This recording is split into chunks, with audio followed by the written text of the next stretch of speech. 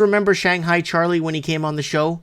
He was reporting for us on the ground in China, and was giving us an update.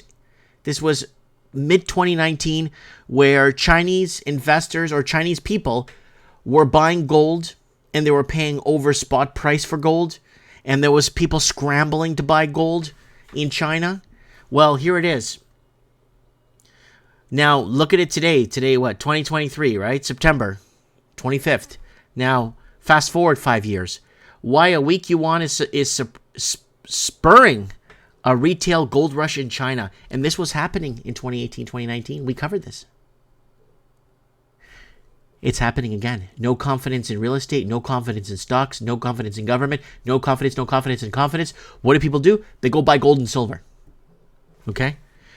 The spread between the domestic and international price for the precious metal is at a decade high. Chinese consumers are racing for safety as they see their assets dwindle. So as Chinese assets begin to dwindle, let's find the video here.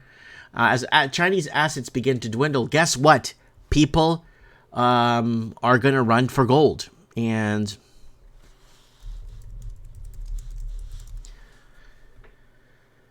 fake gold bars. Right here. Shanghai Charlie was reporting for us. Chinese citizens paying 30% over spot gold 4 years ago. And we covered that right there. Chinese frenzy. And buying gold over spot, 30%. And I see it happening because it was happening in 2019. When was this? 4 years ago. So this would have been, let's get the exact date on this so we know what we're talking about here. August 24th, 2019.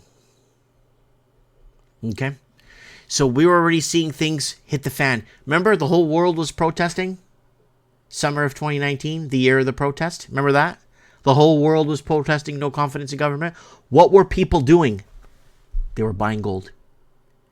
People were buying gold over spot price. Right? So Chinese consumers are racing for safety as they see their assets dwindle. And guess what? That's exactly why they were doing it before in 2019. With the yuan weak, housing in the doldrums and the stocks as insecure as ever, China's working and middle class are turning to one investment option that is regaining some shine: gold. For Chinese consumers with limited access to overseas investment products, the precious metal is one of the few ways they can try to counter the shrinking value of their assets. And gold is a good way, again, to hedge against inflation, hyperinflation, and physical gold is good to have because obviously it maintains value. Obviously, it's been money since the time of Moses or before the time of Moses. I don't even know, but it goes way back, and it's always been, it's always been tried, tested, and true. Gold is the thing. So now this is just a sign. We're going back to 2019. We're going back to no confidence in government.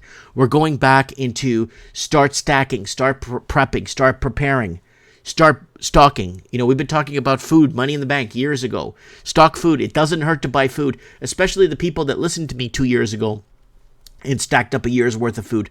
Now they're looking at the price of food and said, man, Mike, I saved tens of thousands of dollars because I bought all this food. You were warning us. I bought a ton of food. Now, if I was to buy that food today, this canned food and dry food, if I was to buy that all today, it'd be double, triple the price. So good on people that bought their food when the time was right and the money was right.